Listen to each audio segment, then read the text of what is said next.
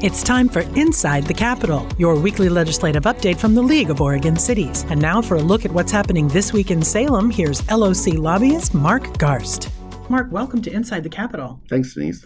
So what have you got for us this week? What do our members need to be on the lookout for, and what's been happening? So this was the first week at the Capitol, and it really felt more like it had been a month. Meetings are going long, days are going long. Yesterday there were hearings going until 8 o'clock at night, so they're definitely trying to fit as much in as they can. We're starting to hit deadlines. Today is the deadline for a work session to be scheduled, so if you don't get a work session scheduled, your bill is more likely than not going to be dead. Next Thursday, we're going to hit the deadline for work sessions having to have been had and bills having been moved to the floor in the first chamber, and so we'll be looking out for that. That's when we'll start to get a feeling for what's actually got legs, what's going to make it through this session, and bills that we can stop monitoring so closely. Okay. So these deadlines don't apply, of course, to some of the committees, revenue, rules, ways and means. So it's not a perfect answer that we know that bill is gone for good, but more likely than not, we won't be seeing any more of it. This week was really interesting. We had the Timber Unity Rally on Thursday. There had been a rumor that the Republicans might ride out of town on the trucks. That didn't happen. So they were still in the office today on Friday. Okay. So we'll be watching the carbon bill, obviously, just like everybody else in the building. Right now, it seems like the negotiations on Senate Bill 1530 are about a phased rollout. The Democrats are trying to limit the impacts to the rural communities. And we'll see if they can get to something that addresses the concerns of the Republicans, and maybe we'll be able to finish this session out. For the League's part, we're mostly focused on how transportation dollars and that bill are going to be split up. Okay. There's a Bolton article, and if cities have concerns about how they might be affected individually, there are certain cities that are called out in that Bolton article as being ones that are going to be more directly impacted.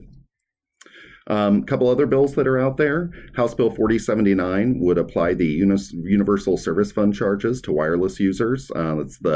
That's the little surcharge that you might see on your bill right now if you have a landline or VoIP. So this would apply those charges to wireless users. It would reduce those charges, and then that money would go to the broadband fund to fund broadband investments for cities, schools, libraries, hospitals, and that type of thing.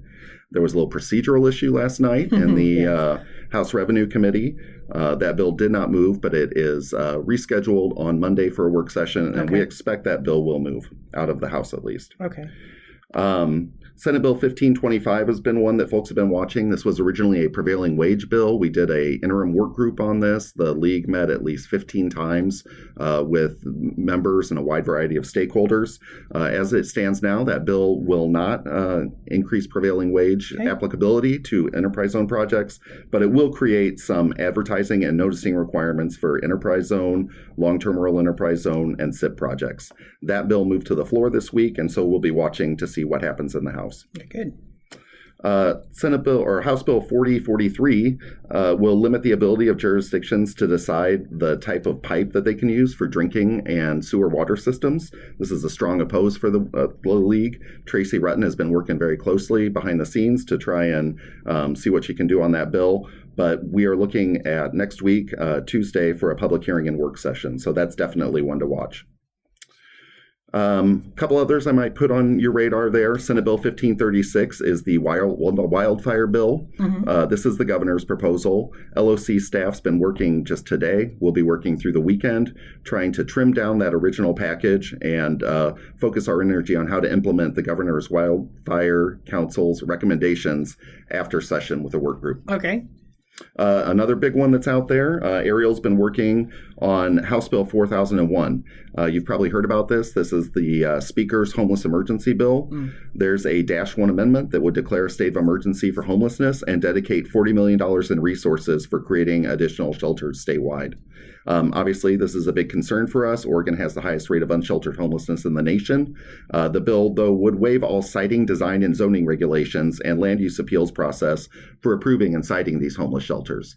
That's a concern for us. Yeah. So we obviously support the funding side, but we're not taking a position yet on the citing portion of the bill. Okay. What we're doing is working to make sure that that those citing standards still recognize that, we have fire, life, safety requirements that need to be met. We don't want them to be cited on environmentally sensitive land, and we need those kind of standards in place. So that is something that we're definitely working on. Okay. Scott is busy with number of issues, but one that you might see in the bulletin is Senate Bill 1567. This is a police accountability bill. It allows, through negotiation, for there to be a matrix that's set up during contract negotiations, and then it would prevent an arbitrator from overturning disciplinary decisions by a police chief when the actions that the officer had undertaken violated what was in the matrix. So this is one that we support. It has a public hearing and work session next week, and we'll be watching it. Okay. So my portfolio, tax, finance, and economic development, there's definitely some money bills out there that we're watching. I would point you to Senate Bill 1565. That one moved this morning out of Senate Finance and Revenue. Okay. And so it'll be headed to Ways and Means next. That bill gives a break to liquor sales that take place outside of distillery tasting rooms.